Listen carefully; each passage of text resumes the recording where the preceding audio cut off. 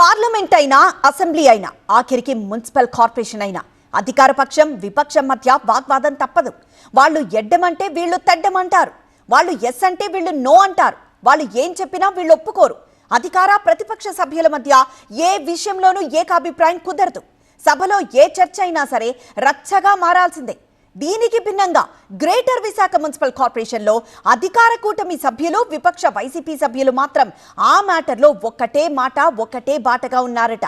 అదేవైనా ప్రజా ప్రయోజనం చేకూర్చేదా అంటే అదీ లేదు. ఇంతకీ అధికార విపక్ష సభ్యులను ఏకం చేసిన ఆ మ్యాటర్ ఏంటి? విశాఖ మహానగర పాలక సంస్థలో బడ్జెట్ సమావేశాల సందర్భంగా కార్పొరేటర్లు అందరికీ ఒక్కొక్కరికి 25,000 రూపాయల చొప్పున గిఫ్ట్ కూపన్లు కానుకగా అందజేశారు. జీవీఎంసీలో బడ్జెట్ సమావేశం సందర్భంగా ప్రతి ఏటా కార్పొరేటర్లు ఉన్నతాధికారులకి బహుమతులు అందజేయడం ఆనవాయితీగా వస్తోంది.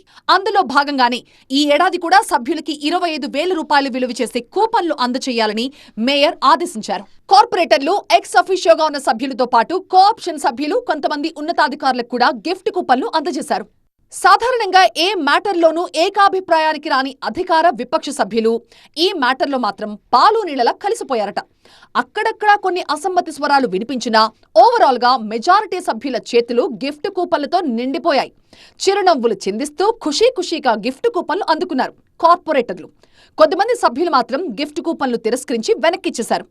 డివిజన్లలో సమస్యలు తీర్చడానికి నిధులు లేవని చెప్పే జీవీఎంసీ కార్పొరేటర్లకి గిఫ్ట్ కూపన్లు ఇవ్వడాన్ని తప్పుపట్టిన జనసేన కార్పొరేటర్ మూర్తి యాదవ్ తనకిచ్చిన గిఫ్ట్ కూపన్లు తిరస్కరించారు. ఇప్పటికే స్టడీ టూర్ల పేరుతో కోట్లాది రూపాయలు వృధా చేస్తున్నారని, ఇప్పుడు మళ్లీ ఈ గిఫ్ట్ కూపన్లు ఎందుకని మండిపడ్డారు.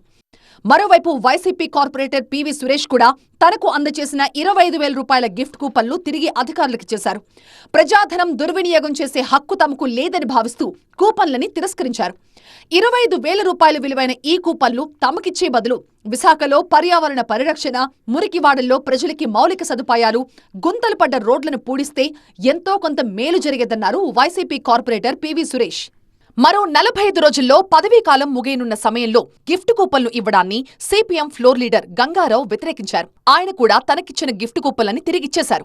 ప్రజాస్వామ్యంలో ప్రజలకు సేవకులుగా ఉండాలని, ప్రజల సొమ్ముతో గిఫ్ట్ కూపన్లు ఇవ్వడమంటే ప్రజాధనాన్ని దుర్వినియోగపరచటమే అని సిపిఎం కార్పొరేటర్ విమర్శించారు.